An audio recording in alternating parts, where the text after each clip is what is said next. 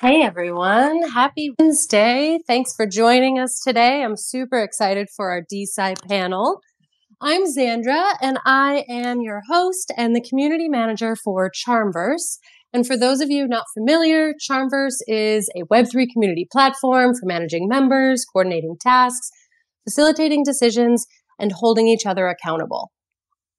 And members can sign in with crypto wallets and gain access via community tokens and NFTs. And really, it brings together onboarding, payment management, proposals, project trackers, and data repositories all in one place. So, like I said, I'm really excited to have our panelists here. We're going to be talking all things DeSci. And so today I am joined by Michael of DBDAO, Sava of Crowdfunded Cures, and Lawrence of VitaDAO. I'm hoping Nicholas will join us, but he is not here yet. So I am currently accepting Michael into the space. The other two are here. Hi, guys. Thanks so much for taking the time to join me. Pleasure to be here. Hi guys. How's it going? Sava, did I say your name right? Yes, that's right. Yeah. Okay. Don't worry about the last name. I wasn't even going to attempt it. Thank you for being here. I know you're in New Zealand, so I have no idea what time it is there, but I'm assuming it is very early. Yeah, not too bad. I'm not really a morning person, but also in transit. But I'll try. Hopefully it should be fine. But happy to be here. Thank you. And participate. Well, thank you. So I'm having a little trouble getting Michael on. Michael, I tried to get you connected. It looks like you couldn't. So jump back on, send another request, and I will let you in. All right. So with three panelists and a big topic like DeSci, let's get moving because time goes super fast on these with so many people. So I was hoping we could just start with a brief overview of your DeSci project or DAO that you're representing today. So Lawrence, why don't we start with you? Sure. So I'm representing VitaDAO. We started like a VC/company builder that's decentralized. Now a big community accelerating all of longevity science, drug discovery, working on spinning out more biotech startups, working with biotech companies and big pharma like Pfizer. So we just fund longevity research to create more therapeutics that target aging. Funded about 15 projects with around 4 million, have about 6 million liquid funds, and much more in assets on paper, just biotech assets that are advancing towards the clinic. That's most of it. I think we're the first decentralized community or DAO to fund real world research. So we are definitely the representatives of the funding layer, but I'm super excited to hear from the others. Awesome. Well, thank you. Sava, why don't you go next? We're still having a hard time getting Michael on here from DBDAO. Sure. So, I'm Sava at Crowdfunded Cures. Our interest is looking at addressing gaps in the patent system for medical research, and particularly for research where you can't enforce a monopoly price. So things like repurposing off-patent drugs, diets, supplements, plant medicine, psychedelics, lifestyle interventions. We're also working with VitaDAO around helping to incentivize the repurposing of off-patent drugs to improve longevity. So we're a charity. We want to launch as an impact DAO, and also looking at crowdfunding prizes essentially, or kind of prepayment of funding for off-patent research, or basically public good medicines. So excited to be here. My background, I'm an IP lawyer and patent attorney, and also been involved in the crypto space for sort of since the ICO days. Really interested in VitaDAO's mission as well, particularly as an example of one of the first kind of DeSci DAOs. And yeah, just happy to be here. Cool. So you guys, are you two specifically already familiar with each other? Even I don't know how large the DAOs are, but yeah, I mean, we all, I think, the DeSci space is growing a lot actually, but I think we know most of the top projects. Yeah, so we definitely know crowdfunding cures and Sava cool. and Michael and Nicholas and so on. I know. I'm really hoping we can get Michael on here. I had him on talking about DB DAO a little while ago, and he was a great guest. So, are you guys still there? Yes. Okay. So hopefully we'll be able to get him on. But I figured let's start this with just describing what decentralized science is. I know that's a big umbrella, but what would your quick elevator pitch be? Sava, do you want to start?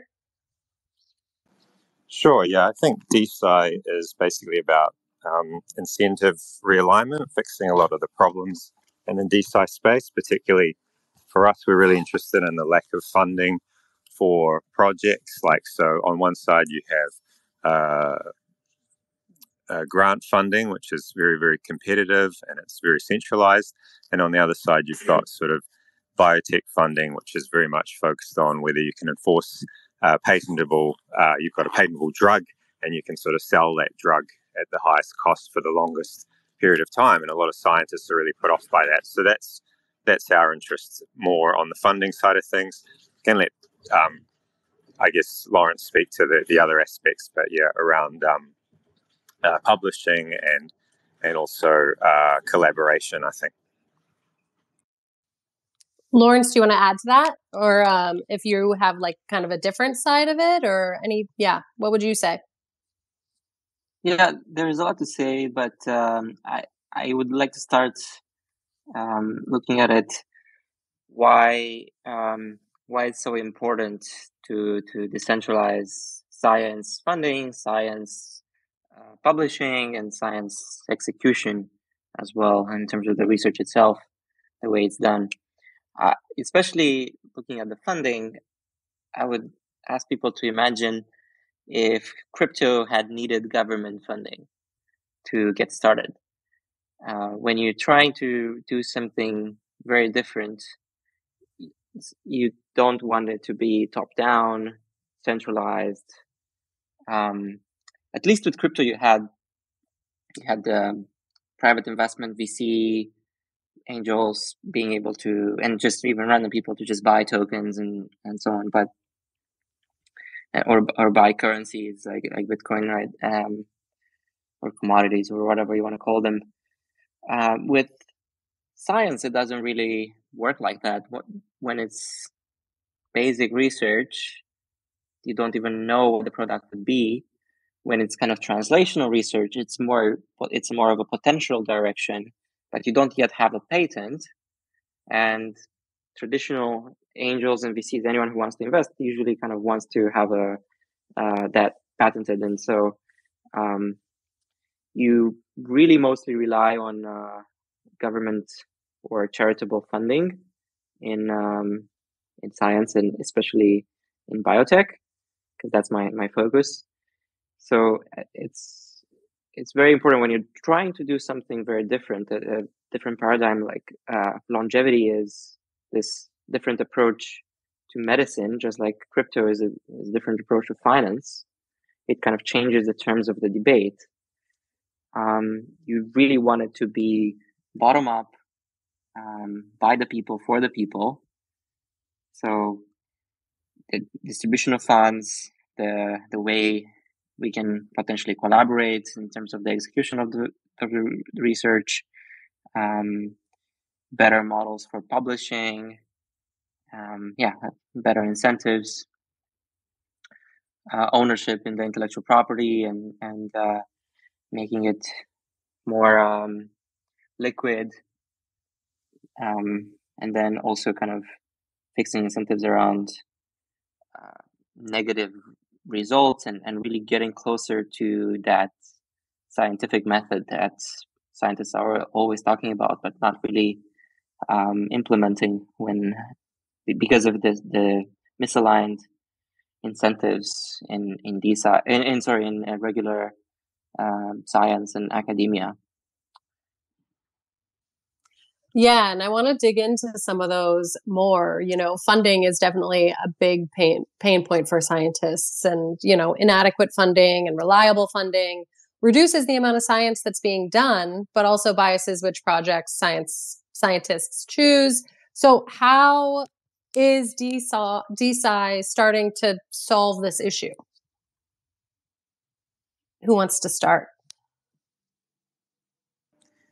Yeah, I can speak to that a little bit, but on the funding side of things, I think it's sort of one of the first use cases for crypto, as we saw from the ICO days. You could raise hundreds of millions in sort of 30 seconds for the right project, and even now, with things like Constitution DAO, where they raise sort of 50 million for essentially what's an arbitrary project. I think for DeSci, there's a real opportunity because, science is important, and that's kind of how progress is measured.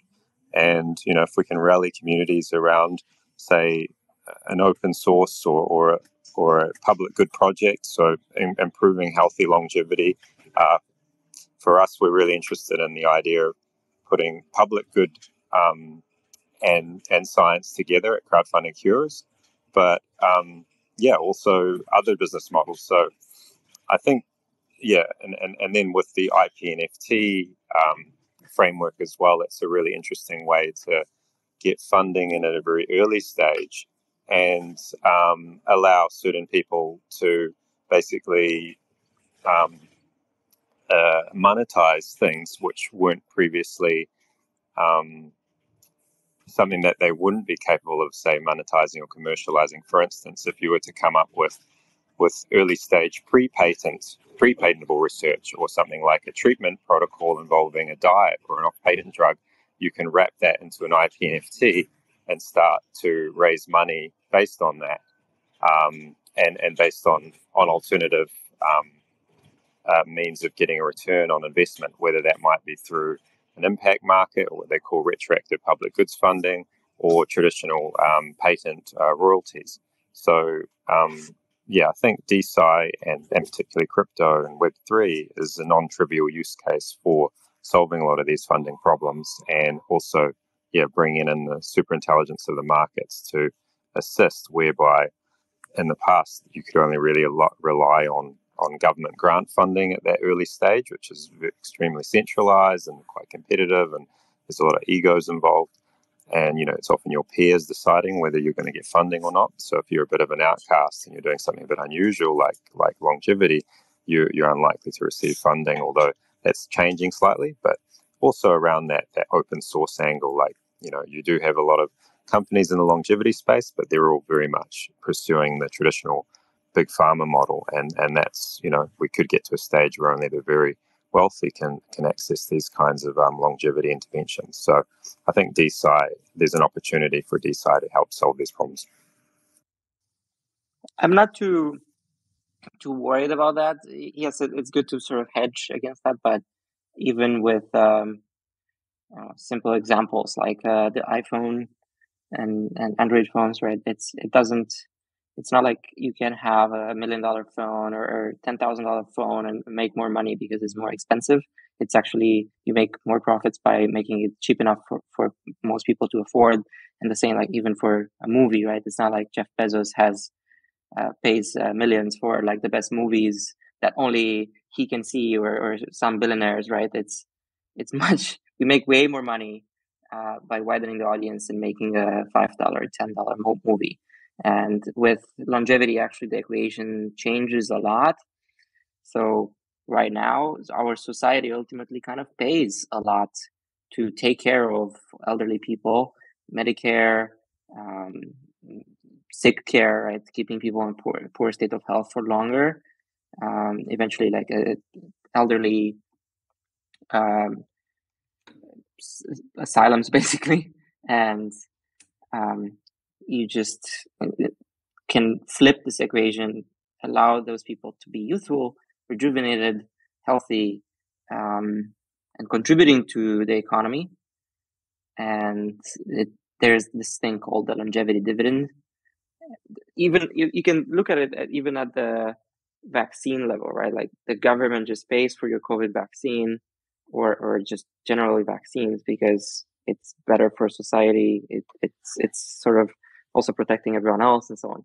But even here with the age-related diseases that the elderly get, it's way cheaper to prevent and give people drugs that extend healthy lifespan rather than wait until everything goes wrong. It's like also instead of like with your car, you don't wait until it just kind of gets clogged up so much in the pipes and the filters that it just kind of breaks down fully. It's much cheaper to kind of clear the filters and change the oil and things like that. So it's just a very different paradigm. I think governments will get it. The longevity dividend is like for every extra healthy year that you give people, you make trillions in GDP in the US. You save trillions, and so it's actually sort of a negative cost per quality. It's you make money not just as a company profits because you sell your drugs to billions of people, but society as a whole benefits from those people being able to contribute and keep adding to society with all their wisdom and expertise. Yeah, I mean, I think that's fine, but the Apple analogy is apt. I mean, say, for instance, Apple actually sort of has this planned obsolescence for their phones. You know, they want you to keep coming back to the store. They want you to keep upgrading. Whereas, you know, I think there are some misaligned incentives around that. And potentially, you know, you also talk about preventative medicine. That's actually something that doesn't get incentivized currently under the sort of patented blockbuster model. What they tend to do is they'll create a drug that you have to keep taking, and that's slightly better than the last drug, and then you kind of keep taking it. And then also, you know, unfortunately, they're not incentivized to give the lowest price to get the maximum amount of people to get on board. They can make a lot more profit by restricting access to that drug and making it as expensive as possible for everybody, and that's how they kind of maximize the profits. You know, they don't want it to be a commodity. Yeah. In the geriatric paradigm, yes, you keep people in poor state of health for longer. You have the subscription model. Yes, that's how it works. But longevity is different. Once you have a drug that extends, or multiple therapies that extends healthy lifespan for billionaires, you can just give the same drugs to everyone else, right? Instead of now. Yeah, but I'm saying but the billionaires might. You know, again, you typically would charge, you know, the average cost of a new drug is around $200,000 a year. I don't really see that changing under the current patent model. Maybe you've got a different view on that. Well, those new drugs are usually for a very, very small population. And yes, when you have something that is handmade and very, very few people, luxury item, it's very expensive. I'm saying, in this case, it would be more like a movie, something scalable that you develop once. You have a lot of cost to develop it. It's actually not very dissimilar, the movie industry and the biotech industry. So it doesn't cost almost anything. It's just a few cents to make a pill, but all the cost is the billions put into the R&D, and the same thing with movies. The reason they have to be expensive is that the addressable market is usually small, but with longevity, everything changes. You have billions in the addressable market. Yeah, I mean, I'm not sure I agree. I think, you know, there are a lot of very high market drugs, you know, with a lot of people, sort of Hep C, for instance. A lot of people have that. And the Sovaldi drug was $84,000 a year on, you know, but yeah, sure, it's possible that pharma companies will not charge the most amount of money that they can for a new drug. But I think that they would tend to maximize their profits. But you're right. I mean, maybe they will the change incentive it. is the incentive is to if you want to maximize profit, the incentive is to make it cheap enough that everyone affords it. And anyway, the governments will pay for these drugs because it benefits the governments and the life insurance companies, and it benefits many players to have these things given to everyone. So even look at vaccines, right? They cost something. The governments do pay the pharma companies for those, but it doesn't cost anything to the end user. And it's not profitable to make a vaccine for just the rich, make it very expensive. It's profitable to make it for everyone. Yeah, if we think of it like a vaccine, that makes sense.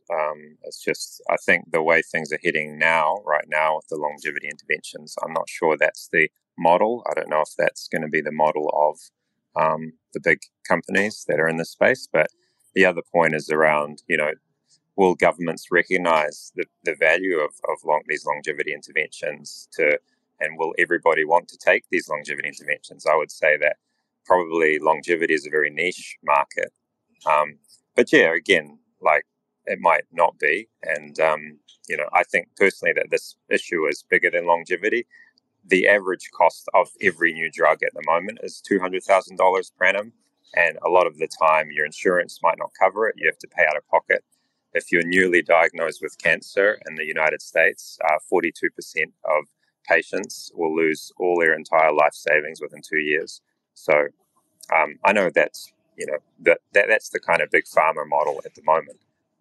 But yeah, maybe things will change with longevity. They will see it more like a vaccine. But I think even with vaccines, there's a lot of hesitancy, and I think likely longevity interventions are also going to face that hesitancy initially. All right. Hopefully people will see. Go ahead, Lawrence, and then I'm going to move on to the next question. Yeah, of course. I do enjoy the conversation. I think people, I love it. That's all right. We're getting a bit. We're getting a bit. Yeah. I don't think that people would want to die as long as they're healthy. So I don't think it's going to be niche, but yeah. I saw DeSci join. Yes, DeSci is here. Michael, hello. Hi, this is not Michael, but we're DeSci. Yeah. Michael. Hi, DeSci. Hi. Well, welcome. Why don't you tell us about DeSci and also the role of DeSci in the DeSci space? Oh, yeah, for sure. So I feel like in scientific, by the way, I'm Ray. I'm also an active contributor of DeSci. So in scientific research, researchers struggle with insufficient data and high cost of collecting data, while data contributors lack incentives to contribute or may not know where to contribute the data. So basically the DeSci, the core idea is to allow people to monetize their own data. DeSci is a database structure that turns every row of the database as an NFT, which means every contributor could receive an NFT as a proof of data ownership, and we will allow them to receive a share of the profit whenever the database is monetized. Yeah, so basically, I feel like the DeSci's role is like to create a Web3 database and incentive people to contribute their data. Yeah. Fantastic. Thank you. And you said your name's Ray? Yes. Ray, thanks for joining. I've been trying to connect Michael and it hasn't been working, so we're happy to have you. I know. Do you have like a trouble with like network or something? Yeah. It happens. It happens in this world. All right. So I love that this is turning into a conversation. I definitely encourage that, but we got stuck on the first conversation first question for almost half of it. So I'm going to move on. But please feel free. I like the back and forth. I like the two-sided things. I think that's why a lot of people are here. And DeSci is relatively new, so it's all still shaking out what's going to happen here. So why don't we get into access to information and like shared knowledge? Right? Because a lot of knowledge currently isn't shared. And I believe, Lawrence, you touched on this earlier. So again, how is DeSci kind of shaking that up? Lawrence, do you want to start? I think DeSci should start. That's a good point. Ray, do you want to take that? How is DeSci kind of changing how knowledge is shared in this space? I mean, yeah, definitely. I feel like we will face some problem of like reproducibility, right? So because I feel like I read about a research that 44% of researchers don't share their data with other researchers or to the public. So reproducing scientific experiment can be really challenging and make it really difficult for researchers to build on existing work or verify the result of published studies. So I feel like this is definitely one of the serious problem in DeSci, and using decentralized technology, we can definitely allow. I actually write something about like R Wave. They actually trying to create something. It's like a data launching stuff that allow you to store your permanent data with privacy control, and I feel like this is one of the must need. And also for DBDAO, we actually will allow people to kind of upload their data but not reveal the data to the public. So we may implement some ZK proof knowledge to them, and then like if people purchase the NFT, so we will reveal it to the one who purchased it. So I feel like this could be one of the solution to this. Does it answer your question? Yeah. Anyone else want to speak up on that? I think we touched on most of the things that I'm not sure if most people know, but it's kind of messed up that you have publishing houses rely on free labor from scientists, reviewers, and editors to generate the papers, but then charge exorbitant publishing fees.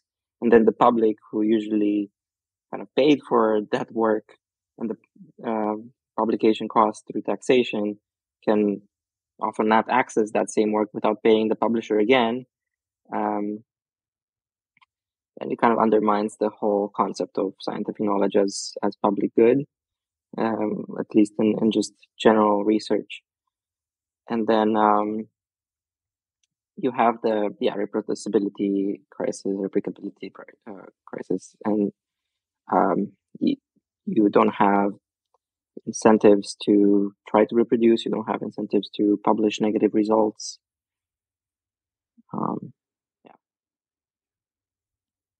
We are actually not really working on it directly too much, but we have some side projects like peer review service.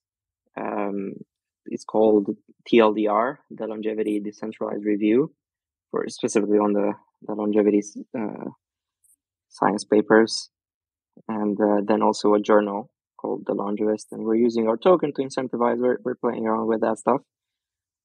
But yeah, our core focus is funding research, and we also are doing some other sort of nonprofit initiatives, like a prize, it's called the Longevity Prize. longevityprize.com, I think, is the website, where we sort of reward progress, including one of them being an incentive, a prize to prove that a popular science paper is wrong. And so we're trying to help a little bit there. And we made a Gitcoin round for funding some longevity projects specifically. We had a lot of funding from top crypto and longevity people like Vitalik Buterin, Juan Benet, and Stefan George from Gnosis. And so a lot of that money went to the Longevity Prize, the fellowship, for sort of incentivizing people to join the field, like micro grants for students that are interested, and a hackathon and things like that. And also now we are experimenting with a pop-up mini city in Montenegro, just starting this Saturday. It goes for 2 months until May 25th. We have a bunch of events on longevity, public goods, governance, ZK, Ethereum research in general, and also exploring all these charter city network states and all kinds of alternatives and jurisdictions for medical innovation. And I also saw that Nicholas joined. Yeah, I was going to say, Nicholas, I sent you an invite to speak. You do need to be on your phone to access that, but if you want to hop on up here, please do. We'd love to have you. Okay, another big part that I wanted to talk about is ownership, right? So on the patient side, there's a lack of ownership of our data. So like, who has our data? Who owns our data currently? And can DeSci help to empower the patient to go get that data? Sava, you want to start? Yeah, sure. I mean, at the moment, the data ownership is quite, say, if you're looking at clinical trial data, which is essentially the stuff that is the valuable thing, or research data that's typically it's owned by the researcher early on, but then later on, as you get to commercialization, it tends to be owned by a biotech company, and that if the data ends up showing efficacy of a drug, then the biotech company can shoot up to sort of $30 billion. Often the patients involved in generating that data don't get a piece of that. They might be paid to participate in clinical trials. But yeah, with DeSci, you have opportunities for people to earn revenue from sharing their data. I mean, one of the famous examples is the HeLa cell, which was the cell still being used for cancer research. It's kind of an immortal cell, sort of from sort of almost 100 years ago. And the family that donated that cell don't get any revenue from that at all. So yeah, I think DeSci is an opportunity to help incentivize, basically allow people to get more ownership over their data, determine whether they can share it. We've had the same thing going on in the marketing space, particularly where people are being monetized by social media companies, being targeted with ads, but not actually getting much ownership and control over their data. So we see the same kind of things playing out, and DeSci potentially has a role in helping address those ownership concerns. My interest obviously is also around open source type, incentivizing open source public good medicines where everybody basically owns it because it's a public good. If you can prove that a ketogenic diet will treat cancer, or a low cost drug like ketamine will treat depression, everyone essentially can own that information because it's published online for free. So so lots of I think avenues for DeSci. Thank you. And Nicholas, hi, welcome. Hey, thank you for having me, and my apologies for running late. I think it seems like we've been speaking a lot about the value of data and ways in which we can give people direct access to control their data and how they share it. And I agree that is the number one, I think, use case, that the same way that art NFTs were a way for artists to go direct. I think a lot of the tools that are being built by the teams on this call will allow scientists and potentially at some point even individual contributors that could at some point even be patients when the security milestones are met, allows them to go direct and share their data if they believe it's a public good, or also create some sort of paywall around their information. What I do believe is important as well is to think about, okay, how do we get people to move their data to a place where they can leverage all this tooling, so that basically the data being distributed, the data being accessible, indexable on Web3 storage systems, and potentially also encryptable, is almost like a byproduct. Like, you're building a product that's so awesome for the user that they just in the second thought realized, oh, wow, okay, well, this seems to all be powered by this thing, IPFS or Arweave, where my data is stored. And you basically build something that you could say like an on-ramp for decentralized storage, the same way that you need an on-ramp for decentralized finance. And that's something that obviously, speaking my own book a bit, I'm right now really obsessed about. Like, how would that look like? You're breaking up a bit, Nicholas. Is it just me? In their scientific process to share their data online. What is the name of that book? Will you share that with us?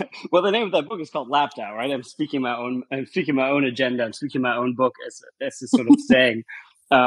Yeah, we're building a tool that's called Plex, and we actually have used it, for example, for some scientific projects that we've also been doing for VitaDAO or in partnership with VitaDAO, where we've been analyzing data and we make sure that every individual analysis process, every step of the analysis has a content address.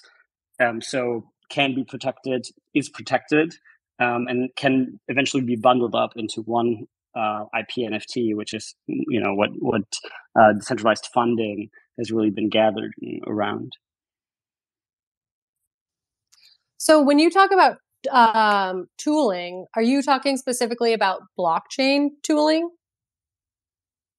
I'm actually speaking about data analyst tooling. So picture a command line tool, like a console on your computer.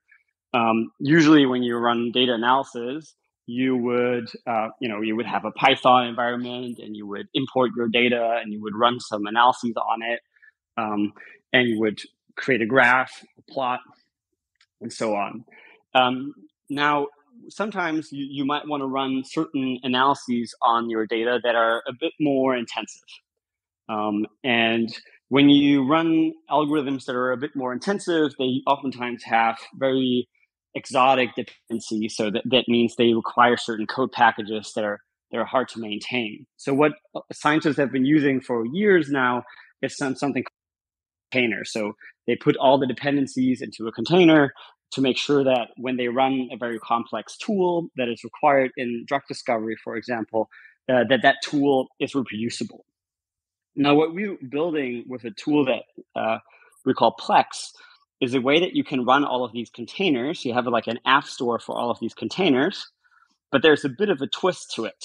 When you use a container on Plex to run a computational analysis, a drug discovery related workflow, the data that you analyze is outputted with an IPFS address. So it is directly mintable. It's directly basically a substrate, raw oil that can be minted into IP NFTs or any other form of on-chain environment. So we believe that this is going to be an on-ramp where I'm a scientist and I have a particular tool that I want to run. I use Plex. I run the tool. I get the result. My needs are met. But by the way, those results are now accessible for me to participate in this new ecosystem that is evolving, which is something that I think will create a ton of value over time as more and more of these type of data are becoming accessible. Amazing. I just want everyone to know Nicholas is from LabDAO. He wasn't here when we were doing introductions, so I want to make sure that everyone is familiar. Listeners, I do want to say if anyone has questions, please request to speak, and we can take a few. But we are getting close to the end of our time, so if you do want to do that, send up a request to speak, please. So, Nicholas, you were talking about tooling, and I had blockchain tools on my mind, so I'm going to go there. How is DeSci using blockchain tools? Can you be a bit more specific? What type of tools do you currently have in mind? Well, whether it be, smart contracts, you talked a bit about NFTs, or how blockchain tools could be used to combat censorship. Yeah. So I can just speak for how we are using some of these technological primitives, and Lawrence and the rest of the team, the rest of the folks here, they all have their own different use cases. So for what we're building at LabDAO, IPFS is sort of our file system. We just use that as a file system. So every point that is created within Plex or that is generated through some of the tools lives on IPFS. So it's sort of instantly on-ramped. That data is instantly on-ramped to Web3. That's the first tool that we're using. The second tool that we're using is basically exchanges, so smart contracts for escrow. So when I request a service from someone else, I make a deposit of funds, I request a compute service, basically I request to use the tool, and then for some funding, someone else runs the tool and gets paid. So that requires some very basic sort of Uniswap level complexity escrow contracts. That's the second piece. I think those are the two big primitives that we're using right now. Obviously, we're also working towards being a DAO. Right now, Plex is still very early, and the DAO mechanism hasn't been launched yet. But eventually, you want to see all the token voting that we know and love. Very cool. Anyone else want to speak to how they're using blockchain? Yeah, go ahead. Yeah, definitely. I feel like for this topic, definitely there's ownership and storage, database, and legal agreement. For ownership, as like Nicholas talking about, we have like IP NFTs tackling like stuff like IP and the legal complexity, and also we have like legal agreement for the smart contract code. For example, like open laws, they can implement like some like legal agreement using marked up legal templates. And then we have like storage, as he said, IPFS and R-Wave, and also the database structure, just like DB DAO's doing. And also I'm having Michael with me right now, so I want to invite Michael to speak as well. Like Michael. Hey everyone, back again. Sorry, I have to like patch in through another thing. I don't know why my Twitter space isn't working. I think another tool that people are using a lot of now is like this one from Protocol Labs called Bacalao. So this allows you to do compute over data and use a Docker container to do compute over lots of different IPFS addresses, and then bunch all that. And it's a very cool project. So I think that's an interesting one. Another interesting tool that people are using is like HairDAO, for example, is using DBDAO to store all their data. So they've built the infrastructure of how people upload their results of their hair loss drugs, what happens when they take it. And what's so cool is that like when they say like their date of birth and their gender and what drug they took and how that affected their hair loss. And what's interesting is like when that data is minted, it goes on chain and they can see that data in their wallet, just like they see an NFT on OpenSea or any other thing they've created in the past. And they can then use that piece of data that they've minted in any other application that they would want to use. And I think this is like a very cool thing because now you can participate in many different types of user studies after having just uploaded your data just once.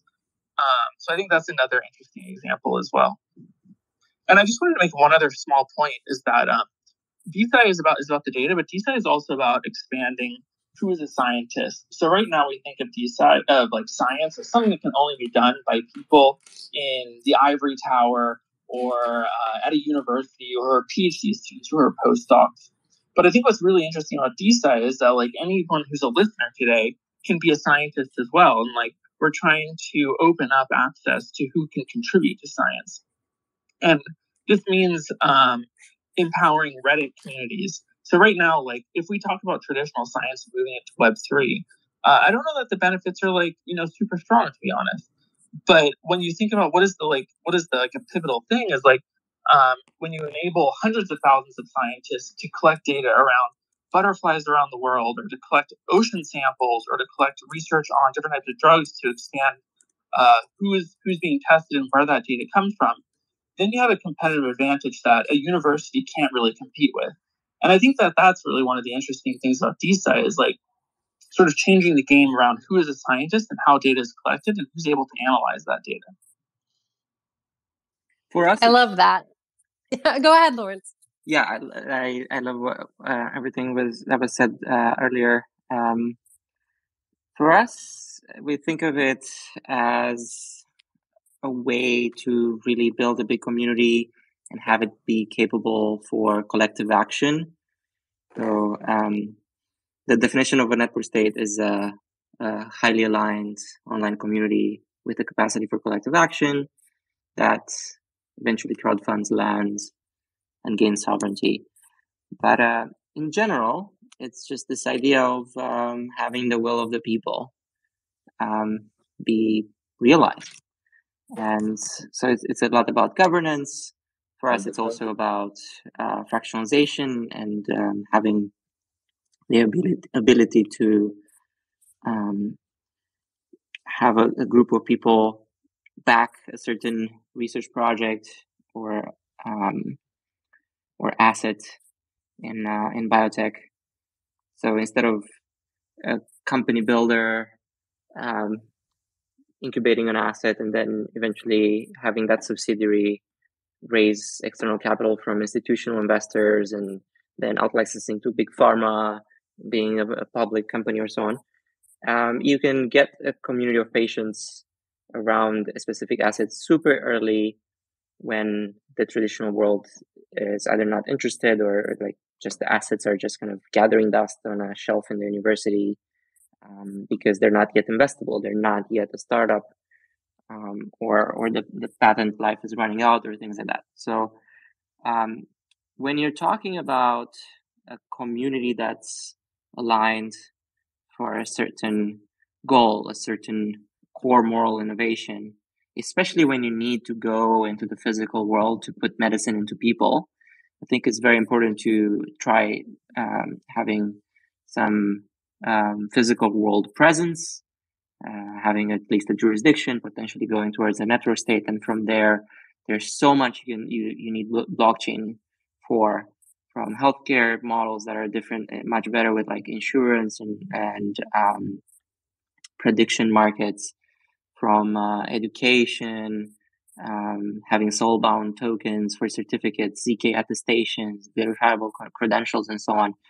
For law and the court system, having innovation zones, digital trials. When it comes to taxation and revenue models and funding of basic research, where the economy benefits, and so therefore every citizen that has skin in the game and has a piece of the state, and yeah, when it comes to diplomacy, security, and culture and land, and so many more, including like identity management, and when you're talking like real world like access control, and having cyber resistance and privacy. So I don't want to overwhelm people, but yeah, there's a lot to explore, and blockchain is definitely the way to go. There's so much to explore. I feel like I should have slotted like 2 hours for this conversation, but we only have a few minutes to go, and Ruben raised his hand and I brought him up on stage. So Ruben, ask your question.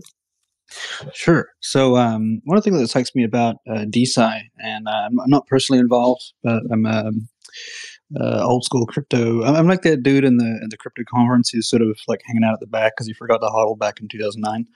But I understand the technology, right?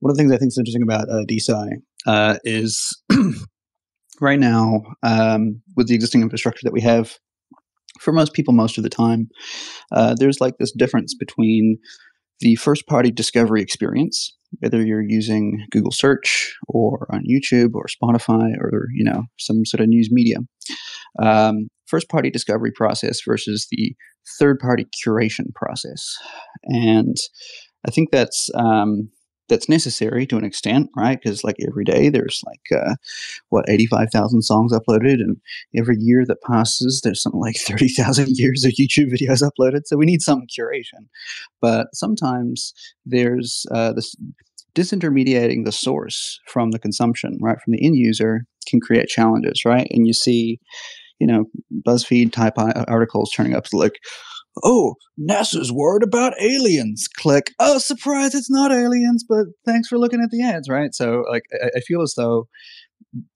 in pursuit of greater of balancing the equities of like the science class and the consumption class, if we're trying to create a more sort of sovereign discovery experience, putting the papers on a ledger where if somebody is quoting a paper, let's say some news article, and they refer to the actual sort of article, sorry, the actual study, the scientists could respond to that and say, well, we noticed that there have been 15 articles that are citing this study.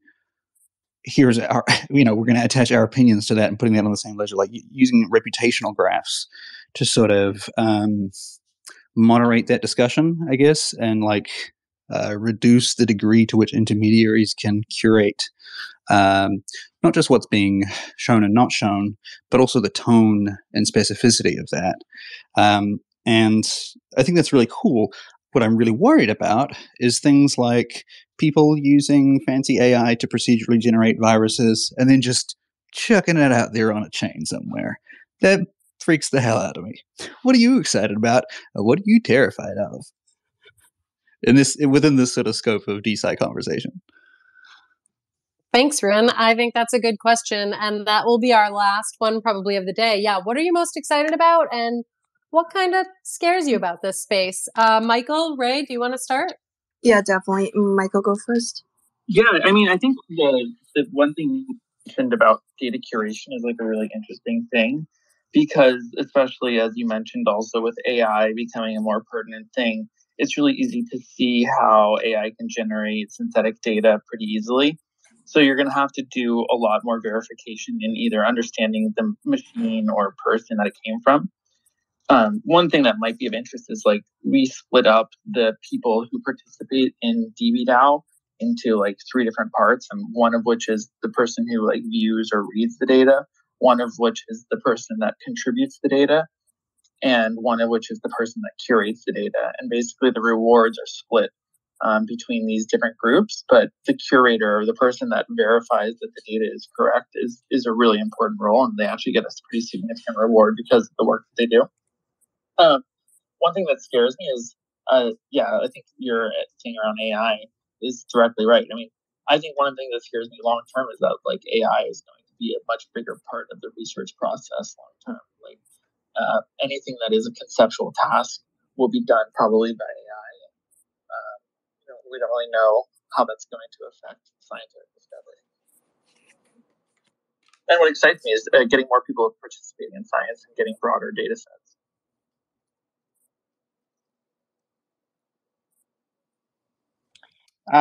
I can also speak about the existential risks. I've actually been worried about these for a long time, and I spent a lot of time working on towards artificial general intelligence, superintelligence, but also AI safety and alignment, because I thought this is I just really find it fascinating. I want to see what's past the technological singularity, and also just super excited about just augmentation of humans in general, from things we can do now in terms of like biohacking. Well, not too much, but also brain machine interfaces. And I just kind of saw that all of these things are quite far away from diving deep into them. And so that's kind of why I'm working on extending healthy lifespan, because I want to make it maybe what if these things are happening in 100 years? According to the experts, at least, when maybe 7 years ago, when I was with the top experts in AI, for example, and brain machine interfaces, they kind of seem to think I mean, at least some of them were thinking, 100 or so years. Maybe that changed recently. A lot of people are more worried nowadays about AI safety with these advancements. It's not very clear to me. I'm definitely interested to predict this stuff, because obviously if AI is going to kill us in 15 years, there's no point in working on aging, right? And I think also if there's some comet coming to Earth, I'm not just going to do some aging research or worry about cancer or anything. right? But one thing that does worry me the most in the past 2 or 3 years is synthetic biology and the ability of someone creating some pandemic that's as infectious as COVID, but causes cancer and most people or something, and it kind of really destroys most humans, and maybe not an existential risk, but it could be an essential risk too, but it also would be really bad for society, even if 95% of humans disappear and so on. And I thought COVID would help with this, but it hasn't really had people think about this stuff. But I definitely think that there's potential risks with DeSci around things like that. But that's always been the case, right? With new tools, even fire, right? It can be used for bad things. Now with existential risks, I think it's a bit, we need to be a bit more careful. Not just, especially when it's not like a nuclear weapon where it requires a huge amount of investment and it's detectable and it takes a long time, but something like autonomous weapons or AI in general, especially artificial general intelligence and the alignment problem and synthetic biology and things like that could be human caused. I think that's definitely way more scary and deserves a lot more thinking.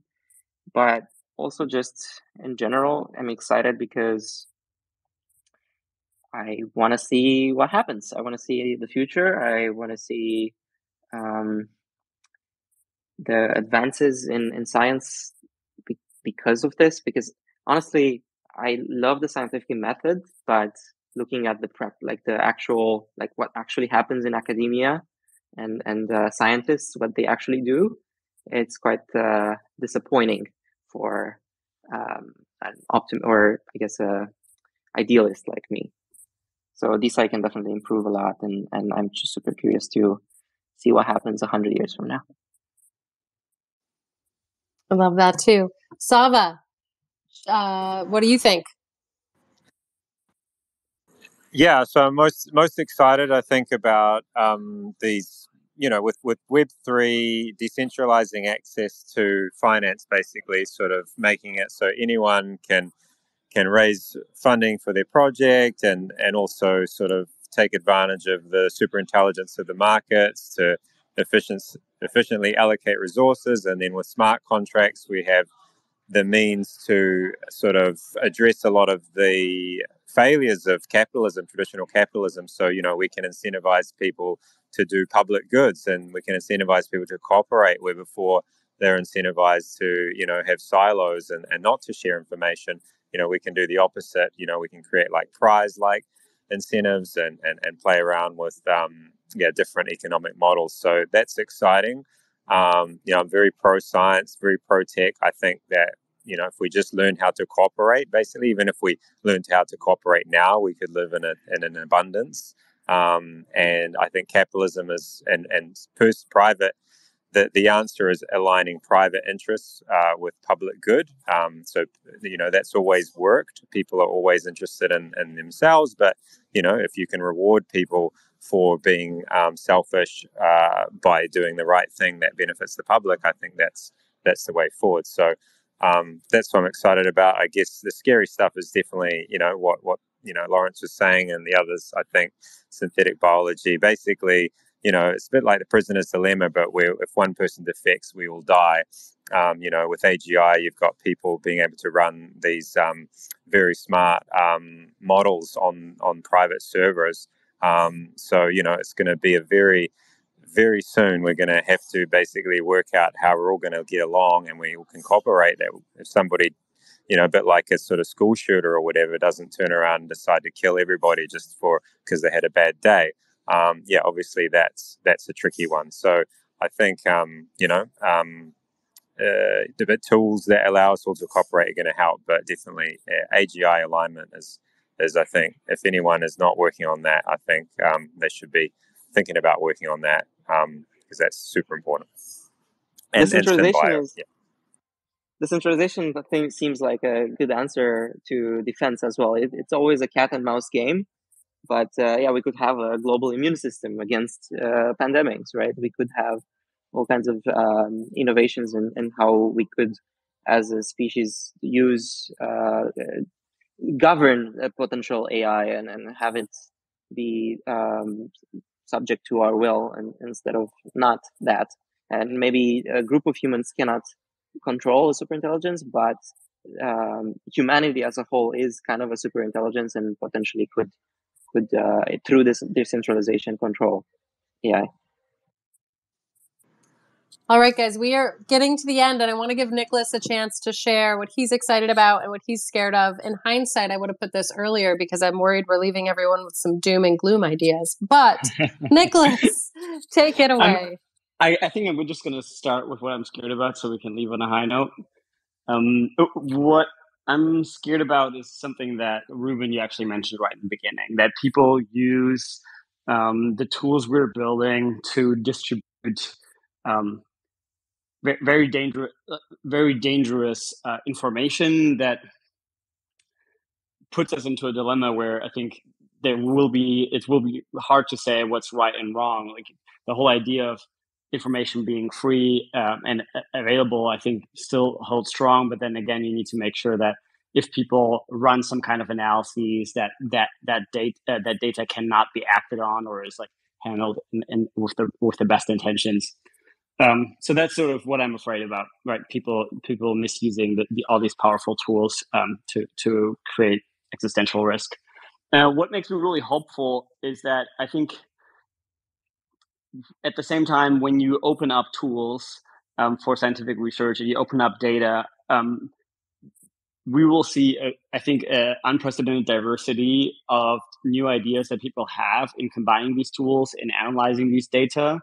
And if we believe that the bulk of humankind is benevolent, we'll just see an explosion in new technology that improves our overall well-being, and that technology is hopefully going to be open or at least shared in a way that creates value for the people that created the work and have control over the information that they've generated. And that makes me extremely hopeful for the future because it allows everybody to participate in the scientific process and the innovation process to generate new technologies, no matter whether from what resources they have available, if they're able to articulate themselves and generate new ideas. The internet is giving them the platform they need. Couldn't be there's nothing more exciting, I believe, than that. And hopefully that will put us in a position where we can also mitigate any type of existential risk that we would generate along the way. Basically, both create new opportunity and sort of some asymmetric downside protection. That's what makes me extremely hopeful about the future, and I hope that's sort of perhaps the final note that we can leave with tonight.